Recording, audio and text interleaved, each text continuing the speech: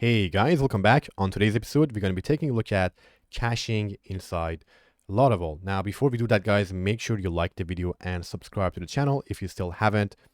It's the best way to support the channel and it helps me make more videos and I highly appreciate it. So let's get started, guys. For today's video, the plan is to cache our top users section. Generally, you want to cache some sort of data that isn't changed that frequently. So maybe something that changes every couple of minutes, maybe every couple of hours or days. So on our application, the best candidate for that is our top users section. It probably will change every couple of minutes. Of course, depends on how active your users are. But as of now, it's the most static piece of content or data that we have. So our main goal is to cache this in our application. So let's go ahead and see how we can do that. Now, before we actually start caching anything, we need to actually take a look at the caching configurations inside Laravel. Now, the way you define or set up your caching configs, guys, is inside your .env file, kind of similar to where we defined our database credentials, right? Our database name, user, and password. So we need to go ahead and find our .env file. I'm just going to go ahead and open it up. And let me find it. So if you scroll down from all the way to the top, under broadcast driver, by default, it's probably going to be line 19 or 18 or like that. There is a section called cache driver, right? So basically, this is the storage used to store your caches. Now, the default value is going to be file. So it's going to store all your caches as a file. But there are also a couple of different extra drivers that you can have, right? So let me show you guys where these extra drivers are defined. They are defined inside a cache config file. So I'm just going to search for it and I'll show you guys where it is exactly in a second. So it is located under app config cache. So if you want to look at all the available cache drivers, you just need to go under inside config cache. And in this file, if you just scroll down, you can see there's a section called stores. It's basically all the supported drivers. It's also under this comment over here. So there is APC, array, database, file. File is the default driver.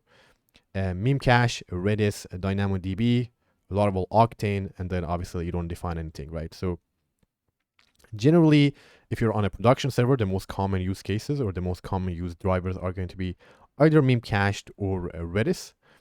And then if you don't have those two, you can always use file as well. It's also good for local development or staging as well, if you guys want to use file. So for today's episode, we're going to be using file, but it is again something I want to show you guys as well. Now, if you have Redis, all you have to do is just change this cache driver to the value Redis over here. So I'll just copy this, add Redis, and now we're using Redis as our cache driver. Of course, this won't work right off the bat. We need to scroll down a bit more. If you are using Memcached, make sure you update this with the host for it. If it's just installed on the same server, just leave it as is. And if you're using Redis, again, you can go ahead and define the host and then your credentials, right? The password and the port. Generally, if you're not updating the default port, you don't need to touch this. You just need to add the password. But that's basically the configuration for your cache driver. So make sure if you're using Memcache or Redis, you also add these two as well. Of course, we don't have it right now on this local testing, so I'll just return this back to file, right? That's pretty much it, guys. Now that we have configured this, you're actually ready to go ahead and do the caching, right? Again, if you're not using Redis or Memcached, you don't need to change this file. You can just immediately get into the caching process. Okay. So caching is actually quite easy to do. Before we actually do it, guys, I want to show you guys the before and after, because I want to show you that we are no longer performing this query when we are caching the value. Now, for some reason, Laravel debug bar is not enabled inside our app service provider, so we are not actually able to see this query being performed. So we need to go ahead and add this line. This is only for like testing purposes. You actually don't want this on production. I'm just doing it so we can actually demonstrate it. So I have added this line. And if you take a look at our Laravel debug bar, let me change this to 10 so we can easily find the query for it. So I'll just do reload, guys. And as you can see, this first SQL query is the query performed to get our top user. So this one is basically this eloquent query, right? And right now, since we don't have caching, if I reload, as you can see, we are performing 6 queries. So So let's go ahead and cache it now. So the easiest or most common use case for caching is to cache an eloquent query. And the way we do it, guys, is like so. So first I'm going to go ahead and create a variable. Let's name it top users. You can name yours whatever you like. And Laravel provides us two easy ways to access its caching utilities. The first one is using the cache facade. Basically, it's a class with a bunch of static methods that help us perform caching, right? And in order to import it, the import is, guys, under Illuminate support facades. Hopefully you have set up your VS Code so you have auto imports, or if you're on PHP Storm, it should just be available out the gate. But if you guys want to manually import it, it's Illuminate support facades cache. And then on this cache class, there is a static method called remember, okay? And it's kind of auto-completed for me, but basically it accepts 3 arguments. The first one is a key, which is going to be a unique identifier for your cache. So it's the cache key. Second one is TTL, which stands for time to live. In simple English terms, how long should this be cached? And the value is going to be in seconds, okay? And then last but not least, we have a closure. And this is the value that should be cached, right? So inside your function, you need to perform some sort of query, some sort of logic, and then return the value that should be cached. You can also think of this as the default value, right? So if you don't have it cached, go ahead and load it from this closure. So let's go ahead and actually write this code.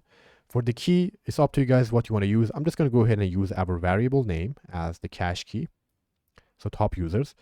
What you just need to make sure is this is unique. So if you have multiple caches, you want to make sure all of them have different cache keys. Otherwise, the data will clash. Next up, we have the TTL. So this is going to be in seconds. For this one, depending on how long you want it, let's say you want it 2 minutes, you can do 120, or maybe 3 minutes, you can do 180, which is for 180 seconds. Alternatively, the way I prefer to do it, and you will see this a lot in open source project, you'll see guys writing it like so. So you will have 60 seconds times, let's say 3, to indicate 3 minutes, right? And the main reason we do it like this, guys, is first, it's easier to read. So you immediately know that it is, for example, 5 minutes or 10 minutes. For very small numbers, you can obviously still, from 180, you can tell it's 3 minutes. But if it's like larger numbers, it's a bit hard to tell from the second value. So with this kind of writing, it is very easy to tell, and it's also easier to change. So if I want to change this 3 to, let's say 20, some random number, I don't know, 47 minutes, I can just easily do it without actually having to do anything, right? So generally you will see some kind of code like this written on open source projects, or you will store this in some sort of constant variable as well, right? In this case, it will just hard code it here. So let's go back to 2 minutes. I don't want it to be that long. And then last but not least, inside this closure, we need to be returning the value that should be cached. So in our case, we need to cache this query down here. So I'll just cut it. I'll paste it over here and make sure we add the semicolon as well. And that's the process. So this is how easy it is, guys. And the way it works, it comes in, it checks our cache driver to see if these top users exist or whatever your key is. If it exists, it will load it from the cache and just basically exit and continue going forward. If it does not exist, it will run this closure, get the value that we are returning, store it in the cache with the key we provided and the TTL, right? And then on subsequent calls, because we already stored it in the cache, it will just immediately load it from the cache and not perform this anymore, okay? And let's also go ahead and use this top users variable inside this view share. And we can actually go ahead and see it in action right now. So I'll come over here, guys. So the first time we run it, it will again check the cache driver. Obviously, we don't have it cached. So it will go ahead and basically perform the query. And then if we run it a second time, it will load it from the cache. So we should expect to have 1 less query. Okay, so I'll just do a reload. As you guys can see, we have 6 queries. I'll reload again, and we're down to 5. As you can see, we are no longer performing that query. So that's the process, guys. It's very easy to do caching inside Laravel. Now, if you want to see the query performed again, we have to wait 2 minutes. So that means this list won't be updated for 2 minutes. Even if, for example, the order has changed, we have to wait 2 minutes. So that's why you don't want to cache content that change very frequently, or you want to have a kind of a shorter TTL. Maybe, for example, you want 20 seconds, right? If it's something that changes every 30 seconds, maybe you cache it for only 20 seconds.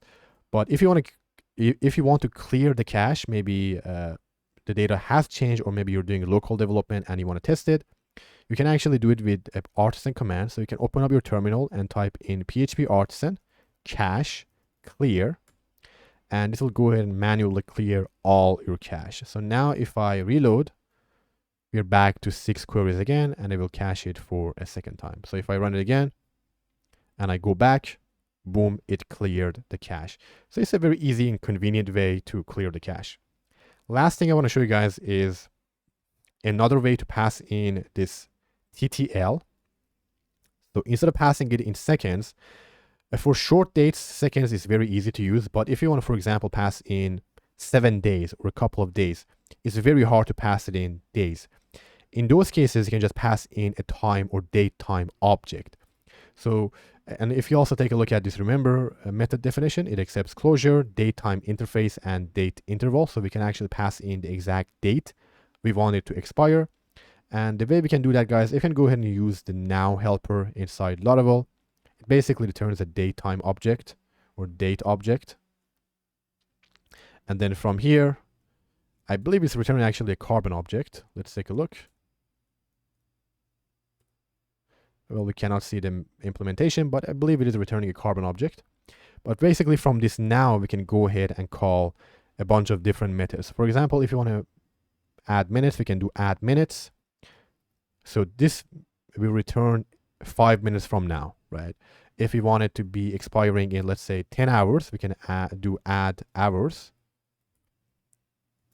And this will return a date 10 hours from now, which means our cache will expire in 10 hours, right? You can also do days. For example, I can do add days, and it works exactly the same way, guys. We can do 4, so it means our cache will expire in 4 days, right? And you can also chain these. So I can do add 4 days and then 4 days and 5 hours, right? So it's very flexible. So for longer durations, you can go ahead and do it this way. If you don't want to use the now method, you can also do something like this, carbon now. It's kind of the exact same thing, but both of these will also work. So it's up to you guys which one you want to use. Now is a little bit shorter, so I just generally prefer to use this myself, but you can also use carbon as well. All right, and that's pretty much it, guys. So let's go ahead and update this to add minutes. So I'll set this to 5 minutes, so we are only caching it for 5 minutes.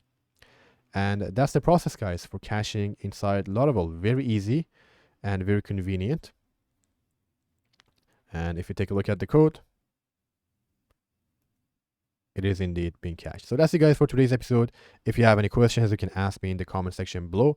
Now, there are a few different ways you can cache. So there are some alternative methods we can use.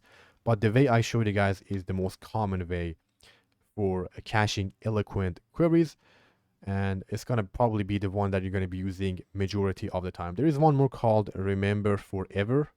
And what this does is it caches it forever, right? So it doesn't have a TTL. So it's quite similar to remember, just doesn't have a TTL. So you can also go ahead and use that one.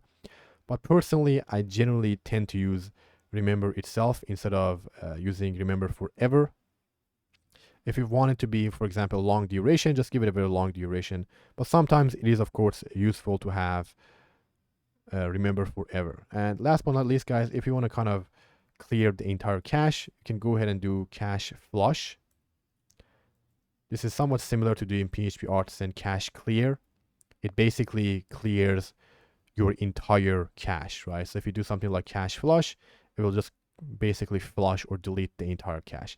One more thing you can do is you can do cache forget, and this will forget a specific key. So if you look at the method definition, we have forget key. So for example, here I can say forget top users. Let me put this above here. So basically we are deleting the cache every time over here. So we should be always have 6 queries here. So if I reload, we have 6. Even though we are storing it in the cache, on the subsequent request, we are clearing it. So as you can see, if you want to kind of clear a cache, you can go ahead and use forget. If you want to clear the entire cache, do flush, right? relatively easy to use. Now, one more way of accessing, guys, before we end the video is you can also go ahead and use the cache helper. It's exactly identical actually in terms of use case to the cache facade. It's just a slightly different syntax, but the methods are exactly the same. So we can also do something like this. These two are exactly identical in terms of kind of functionality, just a slightly different syntax. So instead of using a method, we are using a class, right? Or with a static method call. So these two do the exact same thing. Let me go ahead and comment this out. If I reload, as you can see, we get the exact, this should be forget, not forgot. As you can see, works exactly the same. It also works with remember, so I can go ahead and copy this. Of course, instead of a static method calls, we're just going to chain call the method. And this also still works. Let me comment this so we can actually load it from the cache. As you can see, it is loading it from the cache. So both of these are valid options. You can use any of these you like, either the cache helper or the cache facade. I generally tend to use the cache facade. That's what I'm used to, but it's kind of more like muscle memory. You can use any of these. You can also inject them and do dependency injection, but that's a little bit more advanced, guys, kind of outside the scope of today's video. So that's it, guys, for today's episode. I hope you learned something new. If you have any questions, as always, you can ask me in the comment section below, and I see you guys on the next episode. Have a great day. Bye.